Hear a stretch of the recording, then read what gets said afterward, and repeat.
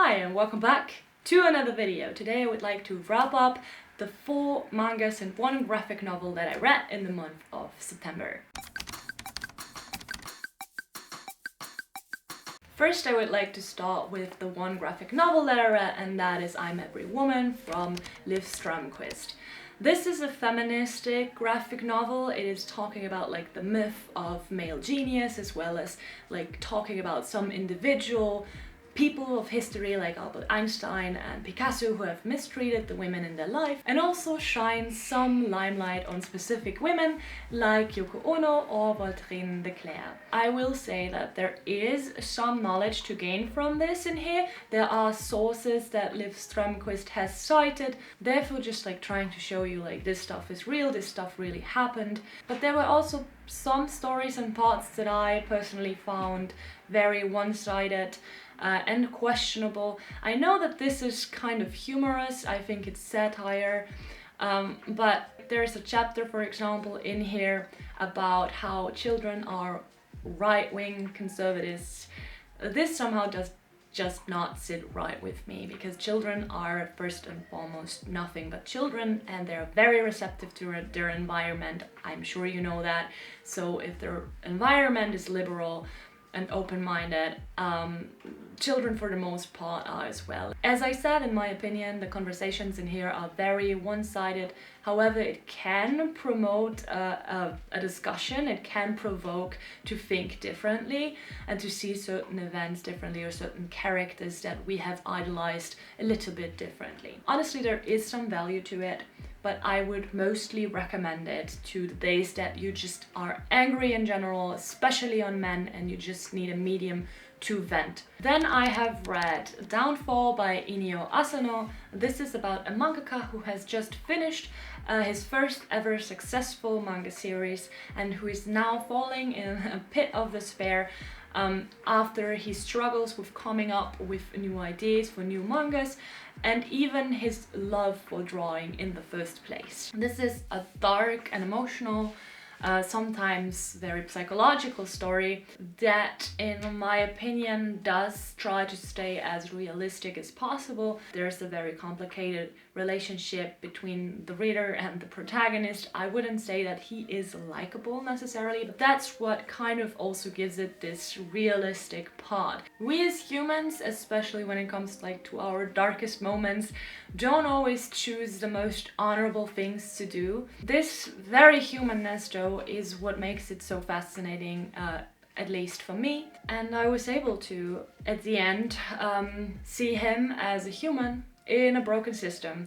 Not necessarily a human that I liked or respected, but human. Then I read H.P. Lovecraft's The Hound and Other Stories by Tanabe. This is, as the name suggests, a short story collection of 3 of H.P. Lovecraft's stories, namely The Hound, The Temple and Nameless City, adapted by the mangaka Tanabe. I, for my part, cannot give these stories any rating because I don't know the source material. However, I feel confident to still say that from what I know from my relationship to Lovecraft and my experience reading it, I think his stories definitely benefit from drawings. They, in my opinion, add so much to the horror. Tanabe created some astonishingly terrifying scenes, and I really love the style of his. I do have another volume of like his Lovecraft adaptations, and I saw another one at my library, so I'm gonna definitely check out more of his works. And maybe someday I'll stumble over a story that I actually already have read and am able therefore to compare a little bit more. Needless to say that if you like Lovecraft and manga, you've already heard of this probably. Then I have read Lovesickness by Junji Ito. Unfortunately, my copy has suffered some water damage. What a shame. Anyways, in here are 5 horror short stories by the master of his craft, Junji Ito. The one that is the longest in here, it's about 200 pages, is of course Lovesickness, the title of the book.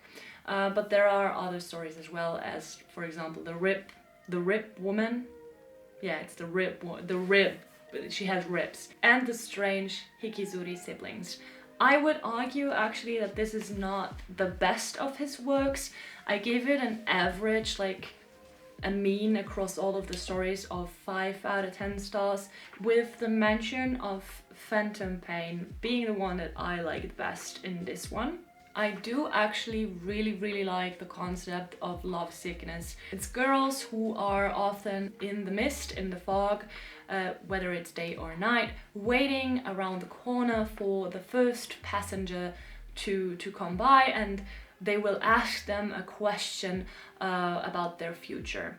And whatever they answer, they feel like is their destiny. And the story does play with the idea of maybe a stranger not having your best interest in mind and therefore giving you a prediction that is not in your favor. The horror in here is very typical to what he normally does in horror, so you shouldn't expect anything different.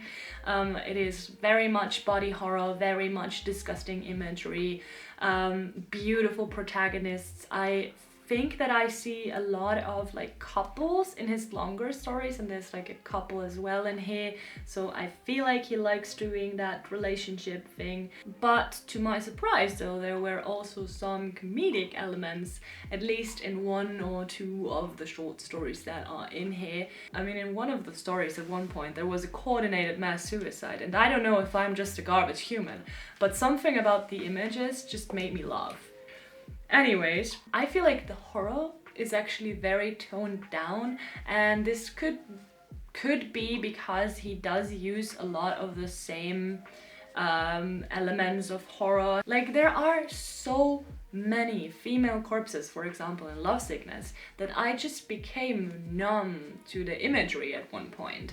It wasn't scary to me anymore. And although I didn't love this short story collection, I feel confident in saying that you most probably, if you are a Junji Ito fan, will have fun reading this if you have not read it yet. And then finally I read GoGo Monster by Taiyo Matsumoto, and this, if I had a section for it in my videos, would be my graphic novel of the month.